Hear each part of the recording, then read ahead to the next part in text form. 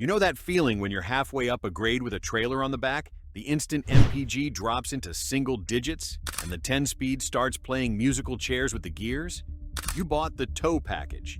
You bought the big torque number. You bought the EcoBoost story. And in that moment, it feels like the story is lying to you. For over a decade, Ford's pitch has been simple. EcoBoost is the smart tow choice. Diesel-like torque, V8 power, V6 fuel economy. On paper, it looks unbeatable. 400 horsepower, 500 pound-feet, 13,000 plus tow ratings, better miles per gallon on the window. The 5.0 V8 got shoved into the corner as the emotional pick. Old school guys who like noise. But when you look at how these trucks actually tow in the real world, heat, grades, headwinds, 7 to 9K trailers, 5 years of fuel and repair bills, Ford just lost the towing battle it thought it already won. Not because EcoBoost is weak, because the way it wins on the brochure is exactly how it loses in your driveway.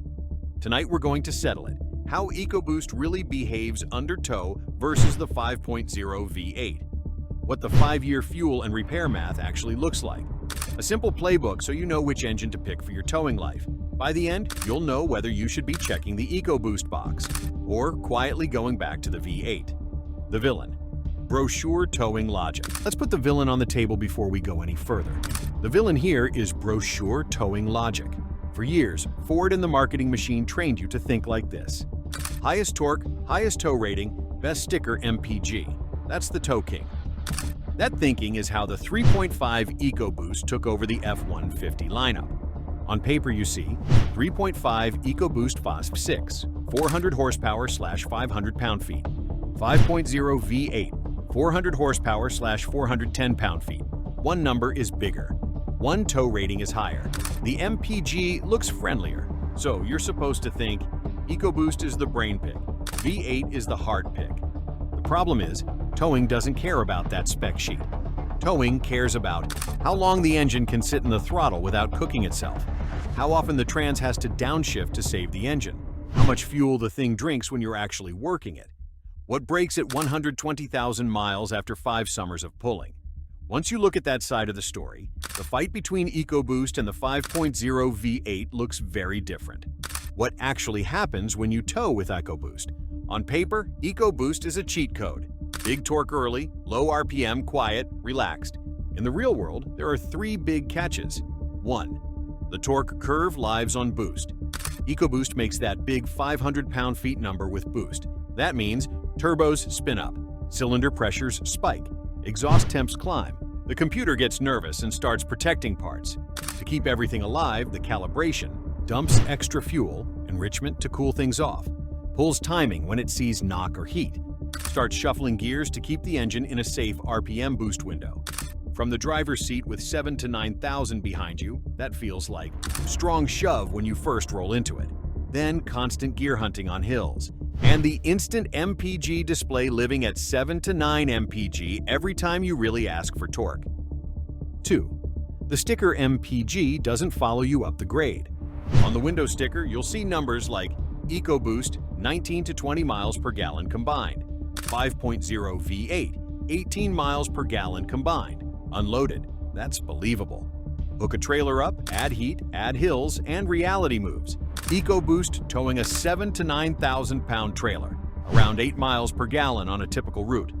5.0 V8 towing the same load, closer to 10 miles per gallon on that same route. The V8 isn't spinning magic fairy dust. It's just not living in boost and enrichment the whole time. It's happy working in the 2,500 to 3,200 RPM band, with a simpler thermal picture and fewer save the hardware moments. 3. Complexity versus abuse tolerance. Now look under the hood. EcoBoost gives you 2 turbos, intercooler and ducting, more plumbing, higher cylinder pressures under load, PCV and condensation drama if use and maintenance aren't ideal. The 5.0 gives you high compression, sure, but no turbos, less plumbing, a more traditional V8 wear pattern, oil, chains, exhaust, not spinning snails. Neither design is bad, but one of them has more parts that get angry when you live in heat, boost, and heavy load. That extra complexity is only worth it if it really pays you back at the pump. So, let's do the math. The 5-year towing math, EcoBoost versus 5.0. Let's use a realistic tow owner. 15,000 miles per year, 12,000 miles unloaded, 3,000 miles towing. Gas at $3.75 per gallon. We'll be friendly to EcoBoost. EcoBoost unloaded, 19 miles per gallon combined in your life. EcoBoost towing, 8 miles per gallon. 5.0 unloaded, 18 miles per gallon. 5.0 towing, 10 miles per gallon. EcoBoost. Fuel use, 12,000 divided by 19 miles per gallon, approximately 632 gallons unloaded. 3,000 divided by 8 miles per gallon equals 375 gallons towing. Total, about 1,007 gallons per year. Fuel cost, $1,007 times $3.75 approximately equals $3,775 per year. 5.0 V8 fuel use. 12,000 divided by 18 miles per gallon, approximately 667 gallons unloaded. 3,000 divided by 10 miles per gallon equals 300 gallons towing. Total, about 967 gallons per year. Fuel cost, 967 times $3.75 is approximately $3,625 per year. In that very normal towing profile, the V8 is about $150 cheaper per year in fuel. Over 5 years, you're talking roughly $750 in the V8's favor. And remember, those numbers are kind to EcoBoost. Bigger tires, more hills, heavier foot, more headwind, and the boosted truck falls deeper into enrichment, while the V8 just spins a little higher and keeps going. So the one thing EcoBoost was supposed to absolutely own, miles per gallon with a load, quietly starts tilting toward the V8 once you stop reading the sticker and start reading the gas receipts. Repair roulette, when the bill shows up, fuel is only half the story. Let's look at what happens when something finally taps out. EcoBoost repair picture. Out of warranty, typical "that hurt" events look like. Turbo or hot side repair, $2,000 to $3,500 plus depending on what cooked.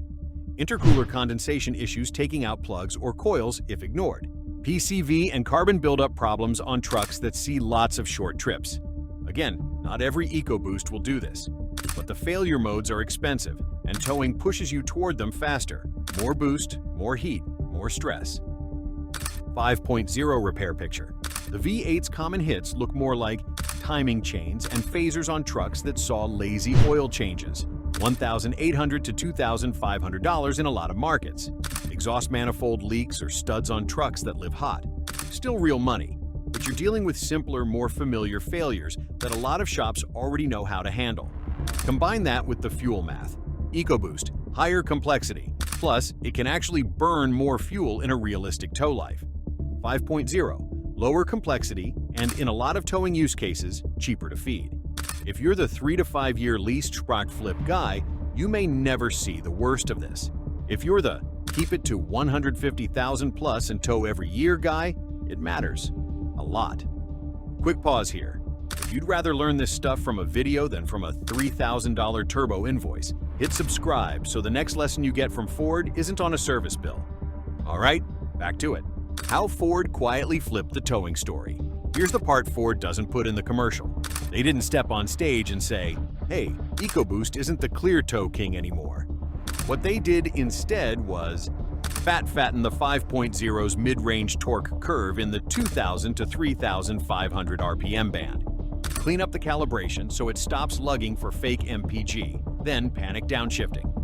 Pair it with a 10-speed tune that actually understands a naturally aspirated V8. In practice, that changes 3 big things for towing. 1. Less gear drama. The updated 5.0/10-speed combo can hold fewer, more appropriate gears on grades. Downshift before the truck falls on its face. Keep the converter locked more often instead of slip lock. You feel that as calmer, more predictable towing. The tack might be higher than EcoBoost, but the truck isn't arguing with you. 2. Less heat stack. The V8's thermal picture is simpler. No turbo heat stacked on top of engine heat stacked on top of trans heat every time you roll into it. Less dependence on enrichment to keep parts alive. More consistent temps on long pulls. That's a better life for your 10-speed and your fluid. 3. More headroom by design. On the performance side, the same 5.0 architecture is making well north of 480 to 500 horsepower with upgraded internals. In the truck, they detune it to around 400 horsepower. That's not laziness, that's margin. Lower stress per horsepower, easier knock control with bad gas, more room for timing and cooling when you're pulling in heat.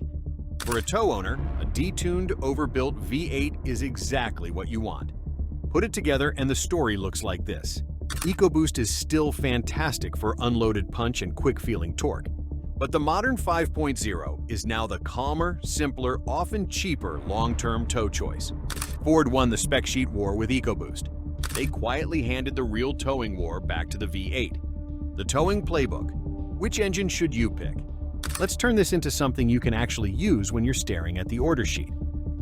Pick EcoBoost if you tow light, or occasionally, boats, small campers, utility trailers, you care more about daily driver punch than about 150,000-mile simplicity.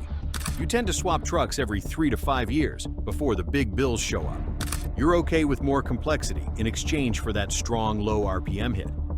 Pick the 5.0 V8 if you plan to keep the truck 8 to 10 plus years. You tow in the 6 to 9,000 range regularly, not just once a year. You want a simpler, naturally aspirated engine with headroom instead of maxed out specs. You're willing to treat oil changes and cooling as non-negotiable. Simple version, EcoBoost is the better choice for a commuter that sometimes tows. 5.0 V8 is the better choice for a tow rig that sometimes commutes. How to spec and drive your tow rig. So it actually wins. Whichever engine you choose, here's how you stop donating money to the wrong side of this battle. 1. Don't cheap out on axle ratio. If you tow, get the tow-friendly axle so the engine isn't lugging at 1,400 RPM up every hill. On EcoBoost, that helps keep it from constant hunting. On the V8, that keeps it in its fat torque band where it's happy and efficient. 2. Use tow haul like it's not optional. Anytime you're pulling a real trailer, driving into real grades or heat, fighting headwinds, hit tow/haul. That mode is designed to hold lower gears longer under load, downshift early for engine braking, keep the converter locked instead of slipping in cooking fluid. That's free life for your engine and transmission. 3. Oil and cooling, 5K and clean. For both engines, if you tow or see real heat, think 5,000-mile oil intervals, not 10,000. Keep the radiator/intercooler/transcooler stack clean from the backside once or twice a year. For EcoBoost, don't baby it to death. Let it see some real heat and RPM so it doesn't sludge and carbon up. For the 5.0, good oil and filters are your best defense against timing set drama later. 4. Be honest about tires and gears. If you throw 35s on with stock gears and then complain the truck hunts and drinks, that's not on the engine. If you want the behavior and numbers we talked about here, either keep the combo reasonable or re-gear so the drivetrain isn't fighting physics every mile. The verdict: who really lost the towing battle? On paper, nothing changed. EcoBoost still wins the spec sheet. Bigger torque, bigger tow rating, better sticker MPG. 5.0 still looks like the old school option. But when you zoom out to 5 years of towing and you look at real-world miles per gallon under load, boost, enrichment, and heat, complexity versus repair risk, headroom versus maxed out torque, Ford's own numbers and engineering choices quietly admit it. EcoBoost is the flashy choice that wins the brochure. The V8 is the boring grown-up that wins the long-term towing war. Peak horsepower didn't change. Tow rating didn't change. Everything that matters when you're pulling 7 to 9,000 up a grade in July did. If you want more breakdowns like this, mechanics, math, and real-world behavior instead of marketing fairy tales, hit like, hit subscribe, and drop your engine, gears, trailer weight, and real towing MPG down below. Because the more real data we have from actual owners, the harder it gets for any spec sheet, even Ford's, to lie about who really wins the towing battle.